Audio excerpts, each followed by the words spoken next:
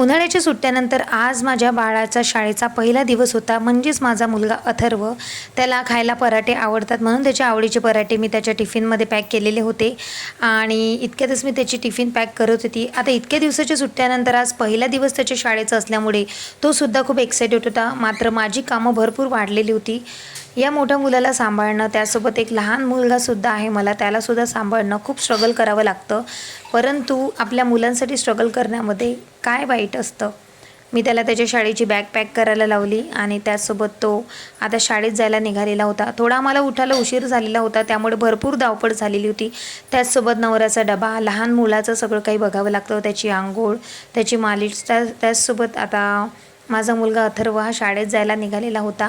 शाळेचा पहिला दिवस असल्यामुळे तो सुद्धा थोडा नर्वसही होता आणि एक्सायटेडही होता. आता जुने मित्र परत मिळणार होते. शाळेतले मित्र शेवटी शाळेतले मित्र असतात. आजपर्यंत तो त्याच्या कॉलनीच्या मुलांसोबत खेळत होता, परंतु शाळेचा पहिला दिवस असल्यामुळे तो सुद्धा खूप एक्सायटेड होता. माझ्या मुलासोबत एक मी सेल्फी घेतली आणि तो शाळेच्या बसची वाट बघत होता. तेवढ्यातच बस आली आणि इतक्यातच तो बसमध्ये जाणार आणि मला त्याने बाय केलेलं आहे. ते बाय बाय बेटा. तर अशा प्रकारे आजचा पहिला दिवस होता माझ्या बाळाचा शाळेतला आणि फायनली त्याच्या शाळेची बस निघाली आहे. थँक्यू.